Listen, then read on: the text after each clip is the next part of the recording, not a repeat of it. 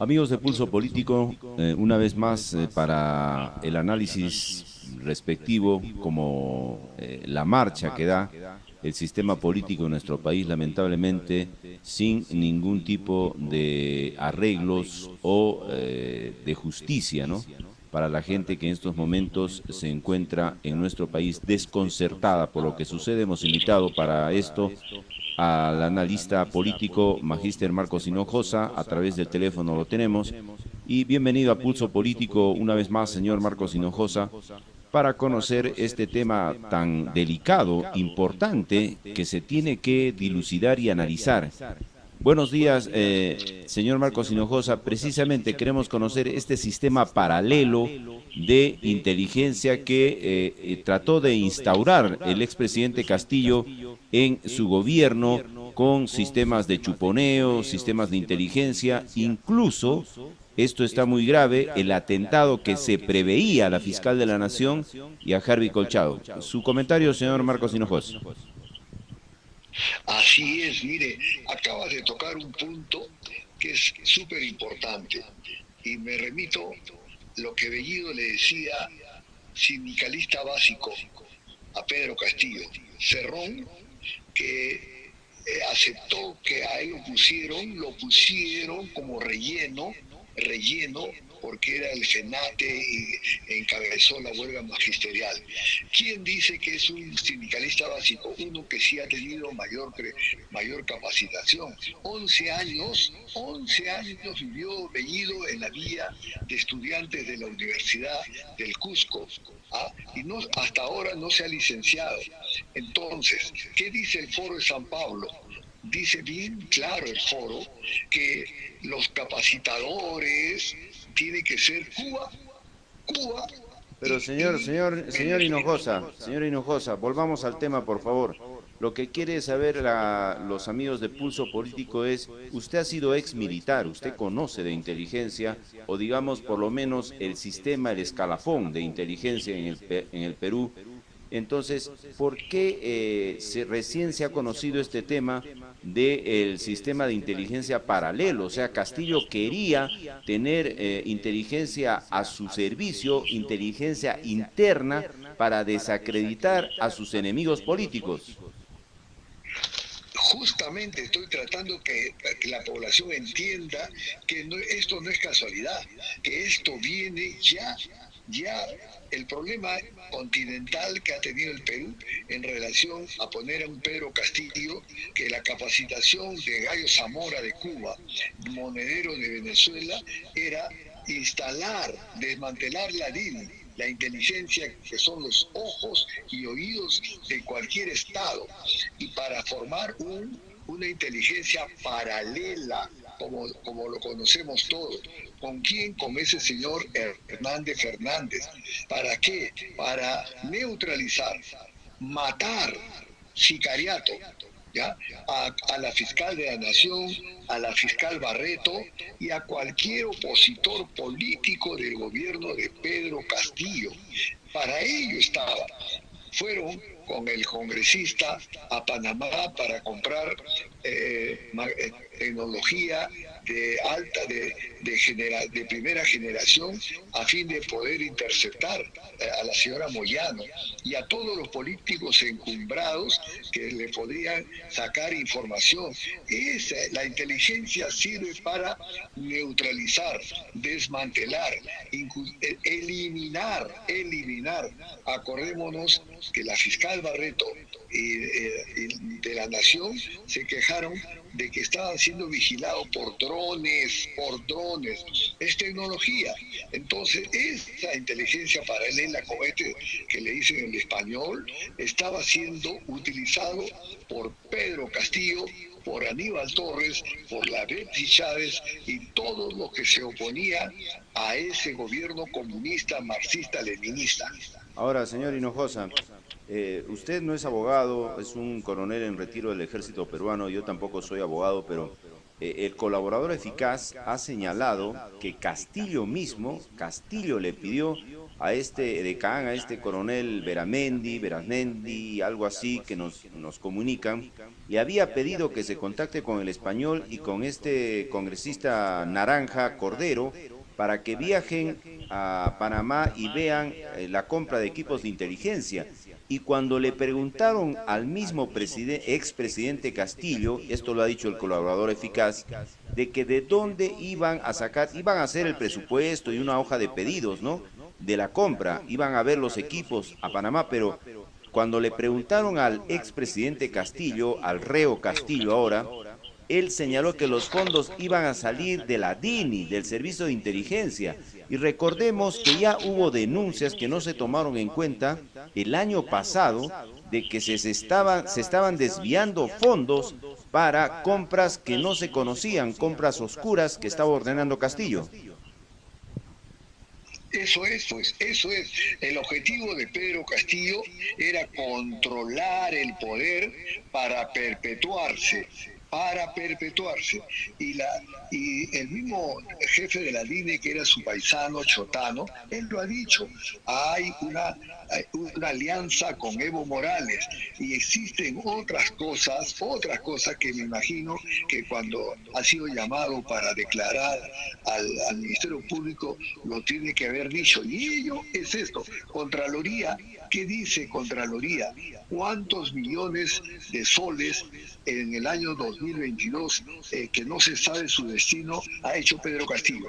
Algunos habrán sido para pagar a los asusadores, algunos millones, otros para tomar y que este español Hernández Fernández con el topo de Cordero congresista, que es una vergüenza, diablos, viajen a Panamá y adquieran esos equipos de alta generación que permitan interceptar, que permitan controlar, que le felicite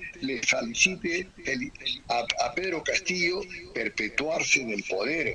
Ese es el objetivo. La inteligencia Ahora, son ojos y oídos. puede ir a la cárcel el reo Castillo, bueno, ya tiene 36 meses de prisión, está en Barbadillo ahorita, en la cárcel, pero los 32 años que están pidiendo, eso podría agregarse de repente este atentado contra la vida de la fiscal y de un alto jefe policial, porque no se tratan simplemente de, el colaborador eficaz ha dicho que no solo era interceptar inteligencia, sino que atentar contra la fiscal de la nación. Por eso eran sicarios, sicarios. Querían matar a la fiscal de la nación, a Barreto y a Acolchado también. Y hay otro coronel, a un mayor que le dieron de baja. Acordémonos. ¿Ah? Entonces, ellos no entraban en medias tintas, matar, inutilizar, intervenir, captar la información de muchos congresistas. ¿Para qué? Para que él se perpetúe en el poder y detectar en las regiones quiénes eran los líderes que podían servir para sus fines. Acordémonos que Puno, la minería ilegal de oro, pasa a Bolivia y en estos momentos Bolivia está atravesando por un problema tremendo, no tiene reservas y ese oro lo sacaba de Puno. Entonces son aspectos que tenemos que tener en consideración. Los 36 meses que le dan es de prisión preventiva, 3 años. Muy bien. 36 meses. Yo me imagino, de acuerdo a lo que he escuchado, que sus penas no bajarán de 32 años. Así es, así es. 32 años. Y eso sí recién viene a ser la pena que le corresponde por delincuente, por miserable, por mentiroso, mitómano, compulsivo que ha sido hasta ahora. Hasta ahora sigue tratando de victimizarse, sigue tratando de decir hasta su propia esposa. Lo que hemos visto, Patricia Chirí nos presentó 2 videos que nadie lo había visto. El propio Bellido dice, trata de justificar porque así son estos comunistas malditos, ¿no? La mentira, miente que mañana se convertirá en verdad, a transformarla, ¿no? Ahora, señor Hinojosa, quieren. señor Hinojosa, queremos aprovechar el tiempo, ya nos queda muy poco en realidad en Pulso Político. En otro tema, ¿no? El día de ayer acudió la ex premier Betsy Chávez a declarar a la fiscalía, pero algo raro sucedió cuando precisamente se dictaba prisión preventiva, no solo al reo Castillo, al preso Castillo, sino a algunos de sus ministros, incluyendo a Betsy Chávez. Ella había dirigido un documento al Congreso de la República para que le retiraran la seguridad y ahora está inubicable y algunos dicen que ya se encuentra en la Embajada de Bolivia o en la Embajada de México. ¿Qué comentario tiene, señor Hinojosa?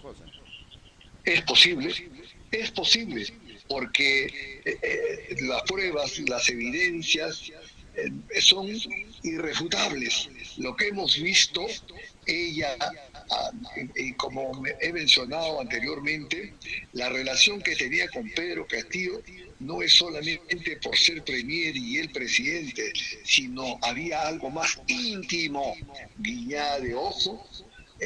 Fue a buscarlo a su departamento a las 2 de la mañana y la llamaba a la Betsy Chávez durante la grabación por los dedos, sonreía y ella era la que hacía todas las cosas. Eso no es casualidad, no es casualidad. Entonces, no me extraña.